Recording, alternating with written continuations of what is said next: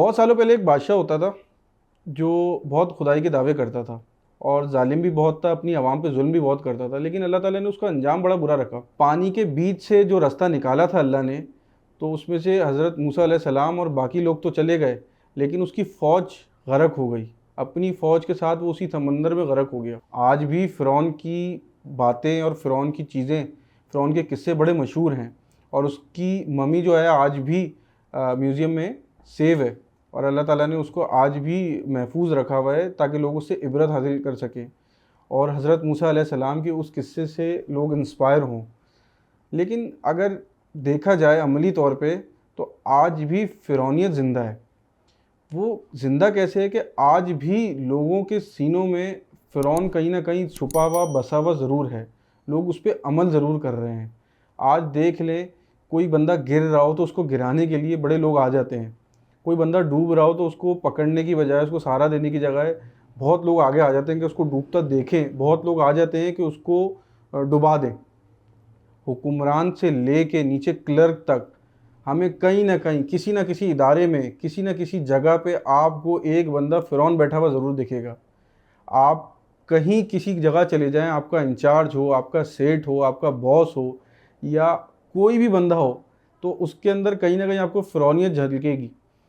आपके जो नीचे जो बच्चे काम कर रहे हैं या कोई लड़के काम कर रहे हैं, कोई भी काम कर रहा है, आपके इंटर्नी है, तो उसको इंसान की नज़र से नहीं देखते आज भी लोग। उससे जो काम लेना होता है उससे 10 गुना ज़्यादा काम लेते हैं, उसको क्रेडिट नहीं देते हैं। प्रमोशन की बात आ जाती है तो कई कई साल गुजर जाते हैं, बाहर से लाके बंदा प्रमोट कर देंगे, उसको नहीं करेंगे। क्यों? एक उससे कोई आड़ रखी हुई है, कोई दुश्मनी है, कोई उसकी बात पसंद नहीं आई, आपके मुताबिक चला नहीं, लेकिन उसके स्किल्स को, उसकी चीज़ों को छोड़ के बाहर से बंदा ला के रख देंगे उसके ऊपर। अगर किसी की सैलरी नहीं लगी है तो सालों साल हो जाते हैं उसकी सैलरी नहीं लगाते। हालांकि ये बात ऊपर तक नहीं जाती, बॉस तक, जो मेन बंदा है उस तक जाएगी भी नहीं। आपका इंचार्ज रोक लेगा उसको, आपका जो ऊपर बैठा हुआ है बंदा, बॉस, इंचार्ज जो भी है, वो उसको रोक लेगा कि यार हम, ये बच्चा इससे बोल रहा हो कि भाई मेरी सैलरी लगा दो या मुझे प्रमोट कर दो, वो रोक लेगा अपने आप को बड़ा बनाने के लिए या किसी और को लाने के चक्कर में।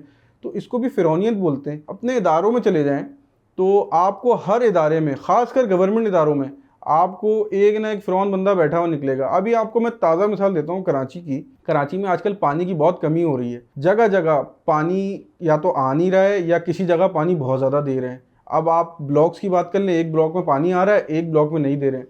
भाई पानी की कमी है तो उसको डिवाइड करें, लेकिन एक ब्लॉक में बिल्कुल ही 2 महीने से आ नहीं रहा और एक ब्लॉक में डेली बेसिस पे आ रहा है, इतना आ रहा है कि लोग ज़ाया कर रहे हैं। तो यहाँ पे भी जो लाइन मैन है या जो इंचार्ज है, जो वो कोई ना कोई एक बंदा फ़िरौन ज़रूर बैठा हुआ है कि बेसिक नीड है पानी, हमारी बेसिक ज़रूरतें, गुजारा ही नहीं है। इसके बगैर तो कुछ चीज़ें ऐसी होती है ना कि ज़िंदगी आगे बढ़ ही नहीं सकती। तो वो चीज़ रोकी हुई है। लोग बेचारे बाहर से पानी ख़रीद ख़रीद के भर रहे हैं, मीठा पानी अलग लेके आते हैं, टैंकर अलग डलवा रहे हैं, लेकिन हमारे जो भाई ऊपर फ़िरौन भाई बैठे हुए हैं उन पे जूं नहीं रेंगती है कि यार कुछ कर दें। हालांकि बारिशें भी हो रही हैं। इसी तरह आप प्राइवेट सेक्टर में भी चले जाएं तो इसी तरह के आपको लोग मिलेंगे कि आपका प्रमोशन रोका हुआ है, आपकी सैलरी रोकी हुई है, सैलरी ज़्यादा नहीं दे रहे हैं या सैलरी से डबल ट्रिपल काम करवा रहे हैं या क्रेडिट नहीं दे रहे हैं या जलील कर रहे हैं। मैं देख रहा होता हूँ आजकल, मेरा जो मेडिकल से ताल्लुक़ है, तो बेचारे जो मेडिकल रेप्स खड़े होते हैं, उनके बॉसेस उनको जलील कर रहे होते हैं सबके सामने, टारगेट पूरा ना होने पे। हालांकि आजकल कराची के, पाकिस्तान के हालात बड़े मुश्किल हुए हुए हैं, उसके बाद उनको खड़े होकर जलील कर रहे होते हैं। उनको भी पता है टारगेट भाई नहीं हो सकता, मुश्किल है, लेकिन उसके बावजूद, ये सब जानने के बावजूद उसको जलील कर रहे होते हैं। आप चले जाएं, गवर्नमेंट तो बिल्कुल ही बुरा हाल है कि हम ऊपर लेवल पे, किसी लेवल पे जाके बात करें कि अपने गली के लिए बात करें यार, अपने मोहल्ले के लिए बात करें, वो तो हम लोगों ने सोचना ही छोड़ दिया है कि बिजली के महकमे में जाके बात करें। ये सब एक एक जगह सब फ़िरौन बैठे हुए हैं।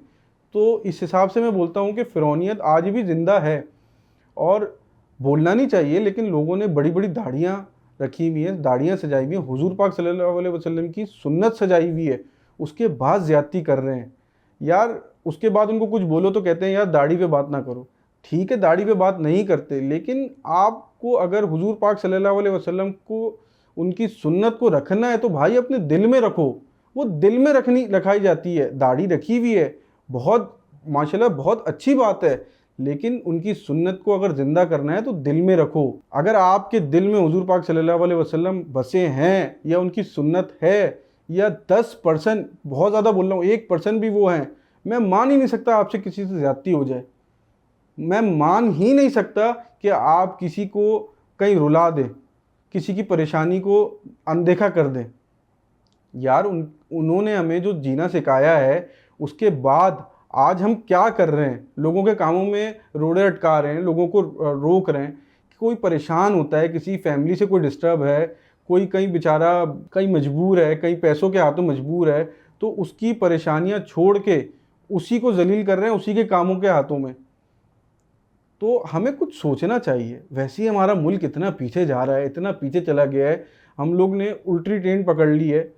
उसके बावजूद ये वैसे होता क्यों है? जब आपके ऊपर हुक्मरान ऐसे आ जाएं, क्योंकि आवाम आपकी ऐसी होती है, आपकी सोच ऐसी होती है। जब आप छोटी सोच कर लो ना यार, इसको रोको, जेलिसी फैक्टर आ जाता है जब आपके अंदर के, यार ये क्यों काम कर रहा है, ये इतना एफिशिएंट क्यों काम कर रहा है, ये हमसे क्यों आगे बढ़ रहा है, ये हमसे ज़्यादा क्या सोच है। एक तो आजकल बड़ी गंदी सोच है कि यार अगर ये हमारे बाद आया, हमसे जूनियर है, तो हमसे ज़्यादा बेहतर सोच ही नहीं सकता है। और अगर सोच सकता, वो बात करता, कोई प्लानिंग देता, तो उसका पूरा पूरा क्रेडिट खाते हुए देखा है मैंने लोगों को कि पूरा उस बच्चे ने बनाया, प्लानिंग पूरा सब उसने किया, और बॉस के आगे जो इंचार्ज गया, जो आगे वाला बंदा गया, वो पूरा क्रेडिट खा गया। अब आप ये सोचें कि यार ऊपर कोई आपको देख रहा है, समझ रहा है चीज़ें कि आप किसी के साथ ज्यादती कर रहे हो, तो आपके साथ भी कुछ होने वाला है।